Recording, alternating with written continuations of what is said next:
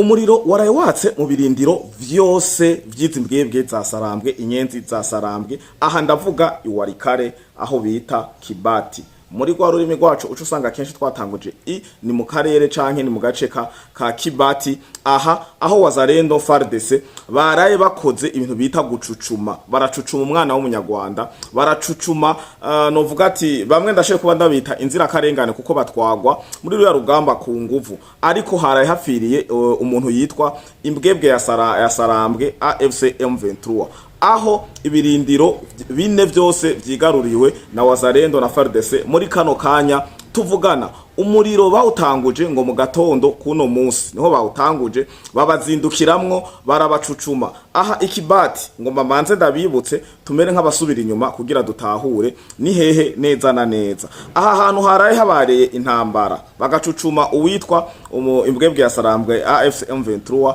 ni ku birometero 100 uva iwalikale centre. Nicaki nkunda kubabwira ati kenshi bababwiye ngo twafasha hanaka nimuzoze muravyemera fasirima, kuko bakubwiye Walikale u Rwanda ni ruto, Walikale ni nini ku Rwanda.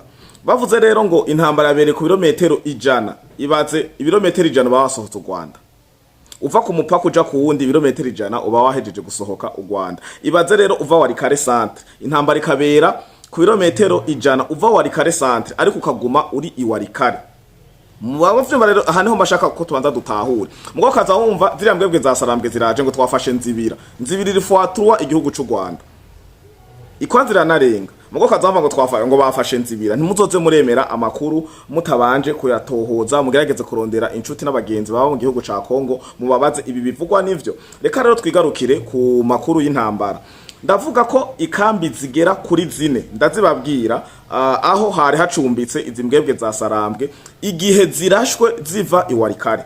Imbwebwe za Sarambwe ndabibutse mu kwezi kwa 4 zarateye ibitero sindamusiga, ziratangaza ko zigaruriye Walikale, ngo zashitse Walikale centre. Ibi twese twarabibonye hari mu kwezi kwa 4, ariko zica zivuga ngo turatanze Walikale centre, ngo tugiye mu nkengera za Walikale kumvo yo kubahiriza amasezerano y'Idoha canke i Washington, ariko nuko bari barashwe baracucumwa. Ndabibutse ko haro n'indege ya RDF-M23 imbwebwe za Sarambwe yarashwe iwalikale, ikorokera ahantu hari ikibuga c'indege ca Walikale, niho bayirasiye. Hanyuma bamaze gusagirizwa ibisigarira vy'indege baravyikoropeye, barabikubuye aho hantu mu kibuga, ngo baravyegeranya ibisigazwa baja kubita mu ruzi impande yako gace bari bahejeje kurasigwamwo, indege yabo yari hejeje kurasigwamwo. Ibindi baza ko twese tuvyibuka naho hari mu kwezi kwa 4.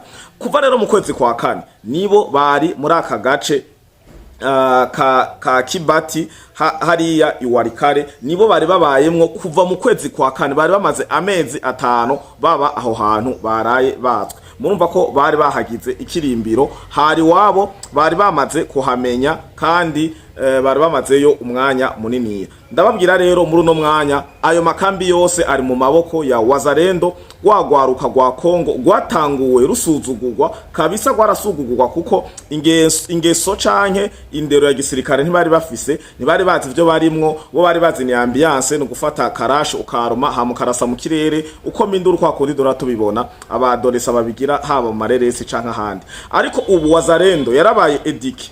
Ubu Wazalendo yarahawe indero, iramenya ko iri kiragwanira itekane ry'igihugu cabo ca Kongo. Yarashe imbwebwe za Sarambwe zirata ziromoka. Aho ugiye kuraba ibimenyesha makuru bimwe byo mu Rwanda biriko biravuga ngo baje ngo bafise ngo ibikoresho sindamusiga, ngo ibikoresho batari biteze, ngo mbere ngo yashoye kuba katari na Wazalendo. Amajamba yanari ya kubera iki ntibigera badimeta ko batsinzwe, ntibigera bemera ko batsinzwe. Kenshi na kenshi ukunda kubona yuko ikiganiro c'intambara c'imigwano kivuga ko RDF-M23 imbwebwe za Sarambwe zarashwe, zirababazwa, ziricwa. Aho mbere hano muri no migwano hafashwe M23 abasirikare imbwebwe za Sarambwe, inyenzi za M23 bagera ku 30. Abapfuye bobo kwera ibiziga bisanzwe munsi ko bidaca kuri YouTube canke bidaca kuri zino mbuga ngurukana bumenyi bisanzwe bibujijwe pour atteinte ku psychology canke ku bantu bamwe bamwe batorohezwa no kubona abantu bapfuye. Ibi rero igitigiri c'abapfuye ntibigera bemera iyo mubavuze ko bapfuye, bama misi yose badapfa. Nco tubaje wa musi nakoze ikigano ndababaza, eske aba bantu bwebwe zasarambwe ntizipfa? Reka ndeke kubanyoteza, tujabuke rero dusubire i Walikale. Aha rero iyi migwano ikaba yabereye muri groupement ya Ruberiki, aho hitwa Kibati Tombe ku ruhande rwa FARDC, ku ruhande rwa leta ya Kongo. Ubu Kibati ibarizwamwo FARDC na Wazalendo mu gihe yari maze akiringo kirenga amezi 5 ibarizwamwo imbwebwe za sarambwe. Inyuma yo gucucumwa, inyuma yo kwicwa, inyuma yo kuraswa bikabije gushika naho bakomoka. Nagoma ndababwire ko muri iyi migwano nyene mu burasirazuba bwa Kongo kutura urugamba rwagwa rukunda rwabereye i Walikale mu mwanya munini. Ndababwire ko i Walikale bamaze nimba hari igitigiri cinshi kimaze kwicwa cizi mbwebwe za sarambwe RDF-M23 ni Nzibira na Walikale. Walikale barigeze kuraswa hamwe birukira ahantu hitwa Pinga. Birukiye Pinga niyo bagiye kugira ivyo bita ngoropri, basangayo umwana w'umufenedebe nkuko bakunda kubivuga, basangayo umuwazalendo, basangayo umufardese, barabacucuma naho nyene barabasubira barabacucuma. Nico gituma kenshi namaca mfata kanya nkabwira ati imiryango yabuze sirtu imiryango y'abarundi, kuko abana babo barakuwe, abana b'abarundi barakuwe mu makambi ari mu Rwanda abajanwa ku mirongo y'urugamba. Abana bo mu Rwanda bobo baba bagiye mu gisirikare ku bushake, baba bagiye mu gisirikare kudashaka, abakuwe mu busho butandukanye kwa Kabuga ni Mageregere, ariko barahonera muri Kongo. Nukuri imiryango ibandanye yihanganye. Imiryango y'abakongomani namwebwe abana banyu basogwa mu mazu ntidusiba kubibona Bukavu, Goma n'ahandi henshi. Imbwebwe za sarambwe zigaruriye, ziguma zitora abana zibakura ku mashengero, zikabakura ku mashure, zikabakura mu bitanda, agafata abana b'imisore, imisore ataco iri kirazira, bakabatwara ku mirongo y'urugamba kugira ngo barabe ko boshika kuco baba baje gushikako, kwica, gusahura, gusesa amaraso, nta kindi. Ni inyota yo kubona amaraso y'umwene gihugu surtout la population bantu aseseka mu gihe bafise n'umugambi bashira imbere ngo gubarakaniza canke gufata buriya buce bwose babwigarurire babugire ngo ubuce bw'ubwoko bumwe. Ibi ni ibara ku mutemere kubona abantu bokorana ari ibihumbi n'ibihumbigiza bagashiramwe amamiliyaridi n'amamiliyaridi kugira batsembe ubwoko ngo bashireho ubwoko bashaka. Nka kurya umuntu yotema igipimo c'ikawa agaca avuga ati ngomba kuhatera ibitoki. Murumva ko ari ibara ku mutemere cane gose, ariko kuri bo kwica sibishasha. Namara bibabwiye genda inyuma ya genda mu 1994 ivyo bitwaza ngo ni genocide yakozwe nabo Ikibeho nibo babikoze, Tingitingi n'ahandi henshi, haba mu Rwanda haba muri Kongo. Ubwicanyi si bushasha kuri bo, kandi kwica ni gutanga ibitambo mu gihe n'ibintu byo gusenga ngo ibintu by'amadini batavyerekwa, bamwe bibereye abarangi. Ibi rero reka tubanze tuvyihoze tugaruke mu ntambara yo mu burasirazuba bwa Kongo, aho abana b'abakongomani b'inzira karengane bariko barahondagurwa bahonywa atakigongwe kirimwo, bazira isi yabo, bazira agataka, bazira ubutunzi, bazira n'ubwoko bwabo. Reka tuje rero ahitwa Irucuru, aho M23 yagirizwa guturira, ivyo bita incendie criminel niko banditse titre yasohowe n'igisirikare ca Kongo na leta ya Kongo, aho AFC M23 izimbwebwe za sarambwe iyo zarashwe kiriya gihe cyose zacucumwa, amadrone yazikoreye umuti, yazibabaje zizesereje, bagacagenda kwandika ngo twagiriwe genocide Walikale sinzi n'ahandi henshi, Minembwe nako n'ahandi henshi. Nabo barakoze igikorwa c'ububwa atari c'ubugabo, baho bagiye guturira village zine, baturiye amavirage agera kurane Irucuru.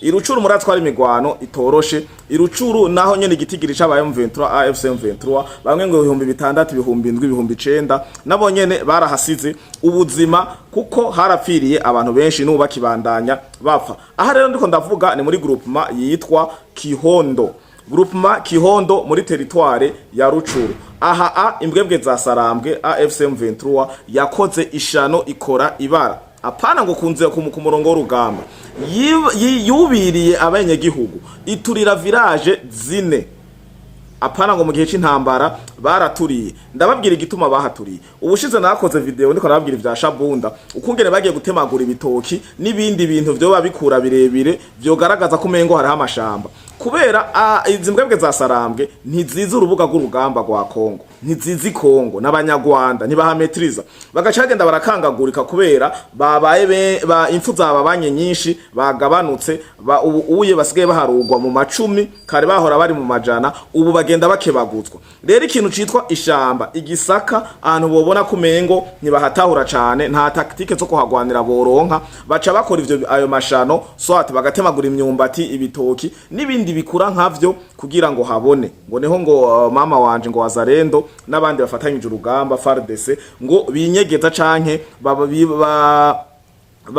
babunda bagaca babahwikira, bagaca babakoramwo akazi bakabacucuma. Nagwa ndababwire rero village zaturiwe ni zine, aha twako turavuga Kihondo, muri groupe ya Kihondo, muri territoire ya Rucuru. Aha mbere village ya mbere baturiye irasha irawumuyonga ni Rusinga, ahantu hitwa Rusinga. Prononciation y'igikongomani canke ukungera abakongomani bahavuga ngira barahumva, kuko ni nkakujya natwebwe usanga umunyarwanda ariko aravuga province canke umuji canke akarere ko Burundi akakavuga nkuko biba bitavugwa. Sindi umukongomani ndi Murundi, prononciation ntimuyiteho yayo mazina, kuko amazina muri Kongo aragoye, uduce two muri Kongo turagoye, atari Walikale gisoma nkuko kiri na Rucuru ana ko harimwo TCH umva ni chu kujya tuvuga kwa Chisekedi. Ibi rero ntimutira attention ku mazina uko nyene ko ndayasoma, nuko nyene bajewe mbona ko no gisoma. Ahantu hambere ni Rusinga. Rusinga niyo village ya mbere yaturiwe n'izi mbwebwe za Sarambwe, inkozi zibibi, aba incendiaire, ibinwa amaraso. Village ya kabiri ni Buma, mugabo mu kucandika harimo uzibiri zifatanye ngira ni Buma. Ari village ya Buma, iyi nayo nyene iri mu ma village aturirwa n'izi mbwebwe za Sarambwe muri groupement ya Kihondo, territoire ya Rucuru. Akandi gace no bamenyesha ko katuriwe kagiriwe amabwa n'izi mbwebwe za Sarambwe, izi nyenzi za M23 ni Kauma na kandi n'indi village yaturiwe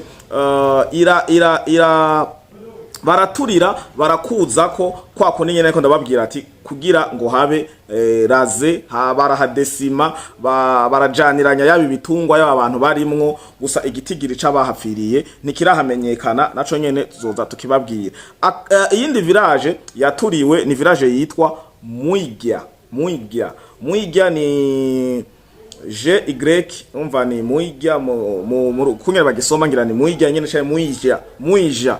Pronunciation nababwiye ntimuyifatire ko, ariko ni swate ni Muija canke Muigya.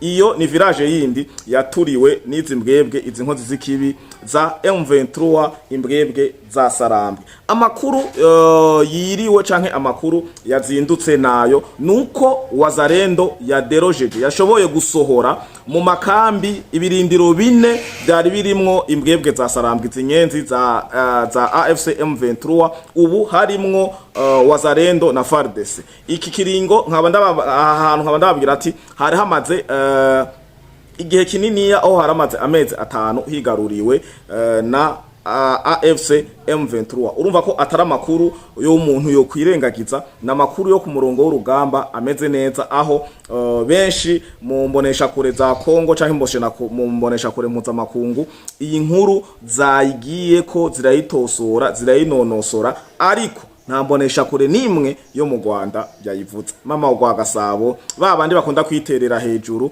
nta numwe yigeze abivuga. Kubera iki? Ni babandi badashima gukubitwa canke babandi batunzwe n'ibinyoma mu kudendekeranya ngo barashe ahana hariya. Amakuru yarayo, amakuru yo ku murongo w'urugamba yiriwe n'ayazindutse. Reka tokengurukire rero mwe mwakurikiranye Vyayo Podcast TV, mwe mwamaze kugira sabone canke subscribe, namwe bwe mufatira amakuru mu nzira canke bakabarungikira link. Mwibuke kugira sabone kugira ubutaha canke ibiganiro bikurikira muze kuba mu bambere mushobora kubifata bigitangura kujako, haba live canke ibi dukora tukabanza tugategura hama tukabibashirirako. Mwarahezagiwe nta Vyayo Podcast TV atamwebwe, nongera ndabasaba kugenda kugira sabone kuri Ingoma Magazine kugira tubanje kwitazura, twitegure neza, tugwane urugamba ruri seriye duhagaze twemye. Murakoze.